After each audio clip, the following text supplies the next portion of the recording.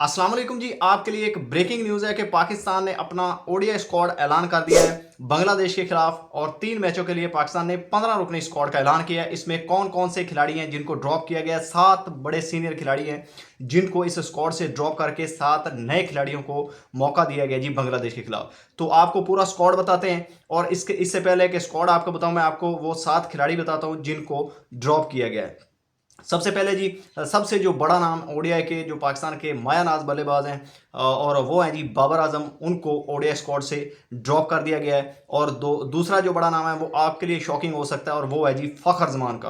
अब फ़खर जमान के पीछे जो कहानी है कि उनको क्यों ड्रॉप किया गया, हालांकि लास्ट इनिंग उनकी क्या कमाल थी जो श्रीलंका के खिलाफ उन्होंने खेली है 84 रन की। तो उसमें उसके बाद जो उनके ड्रॉप होने की वजह है वो ये है कि उनको हैमस्ट्रिंग इंजरी हुई है। और हालांकि खबर ये भी आ रही थी कि आगे जो बांग्लादेश का ये टूर है इसमें उनको कैप्टन भी बनाया जा सकता था, लेकिन उनकी हैमस्ट्रिंग इंजरी की वजह से उनको पाकिस्तान के स्क्वाड से ड्रॉप किया गया है। और उनकी जगह पर जो खिलाड़ी पाकिस्तान के स्क्वाड में शामिल हुए हैं वो भी शानदार खिलाड़ी हैं। और इस वक्त जो T20 वर्ल्ड कप 2026 चल रहा है, हालांकि पाकिस्तान इस टूर्नामेंट से बाहर हुआ है लेकिन इसके वो टॉप स्कोरर हैं। और वो आप जान ही चुके होंगे कि साहिबजादा फरहान को पहली बार पाकिस्तान के ओडीआई स्क्वाड में रखा गया और वो पाकिस्तान की प्लेइंग 11 का भी हिस्सा होंगे।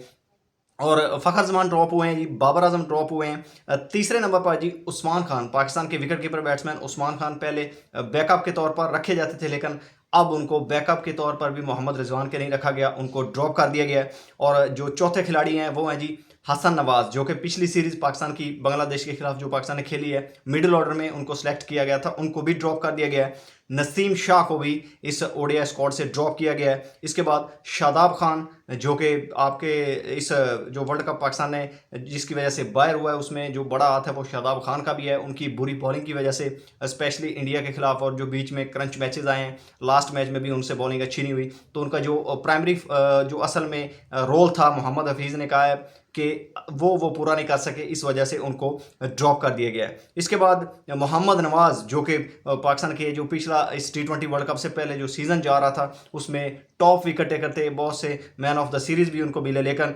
अनफॉर्चुनेट जब वर्ल्ड कप आया तो उनसे परफॉर्म नहीं हुआ एज यूजुअल जैसा होता है, तो उनको भी पाकिस्तान के स्क्वाड से ड्रॉप कर दिया गया है।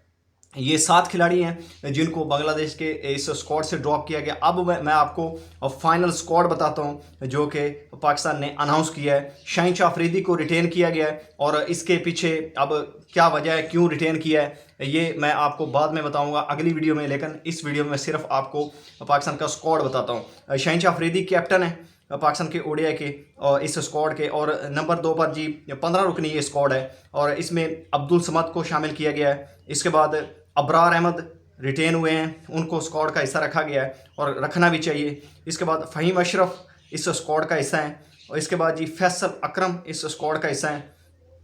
और हारिस रऊफ की वापसी हुई है जी पाकिस्तान के ओडीआई स्क्वाड में बांग्लादेश के खिलाफ। और इसके बाद जी आपके हुसैन तलत, ये एक अच्छी मूव है मिडिल ऑर्डर में, वो लगातार परफॉर्म कर रहे हैं स्पेशली ओडीआई में। और इसके बाद फिर जो माज सदाकत है, साइम अयूब को भी ड्रॉप किया गया। सॉरी, मैं आपको 8वां नाम बताना ही भूल गया जो कि बहुत बड़ा नाम है, साइम अयूब, वो भी ड्रॉप हुए हैं पाकिस्तान के स्क्वाड से और उनकी जगह पर माज सदाकत को, जो कि एक राइट मूव है, और उनको शामिल किया गया है। इसके बाद फिर पाकिस्तान ने मोहम्मद रिजवान को एज ए यानी कि परमानेंट विकेट कीपर इस ओडीआई स्क्वाड के लिए रखा है, जो कि बहुत ही अच्छी मूव है। इसके बाद फिर Mohammad Wasim junior as a fast bowler Naseem Shah की जगह पर आए हैं, जो कि उनको मौका मिलना चाहिए था।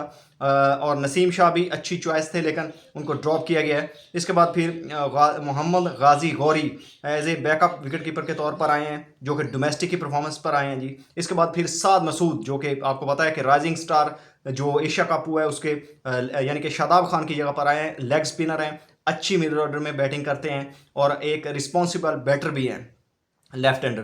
तो राइट आर्म लेग स्पिन करते हैं और लेफ्ट हैंड बैटर हैं और एक प्रॉपर ऑलराउंडर है, वो आपको इंशाल्लाह इस सीरीज़ में दिखेगा भी, साद मसूद। इसके बाद फिर साहिबजादा फरहान, उनको फ़खर जमान की जगह पर पाकिस्तान के स्क्वाड में शामिल किया गया है।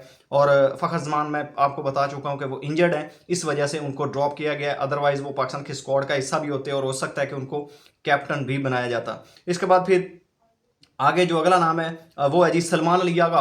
वो पाकिस्तान के ओडीआई स्क्वाड में जगह बनाने में कामयाब हुए हैं, जो कि एक राइट मूव है क्योंकि वो टेस्ट और ओडीआई का उनका ट्रैक रिकॉर्ड सही है। T20 में वो डिजर्व नहीं करते। इसके बाद फिर जो आखिरी नाम है वो है जी शामिल हुसैन, जो कि एक नया चेहरा है, डोमेस्टिक के टॉप परफॉर्मर है, कैद आजम ट्रॉफी में सबसे ज़्यादा रन उन्होंने किए हैं और वो जी इस स्क्वाड में शामिल हैं पाकिस्तान के ओडीआई में, और ये अंडर-19 में भी पाकिस्तान की तरफ से स्कोर कर चुके हैं।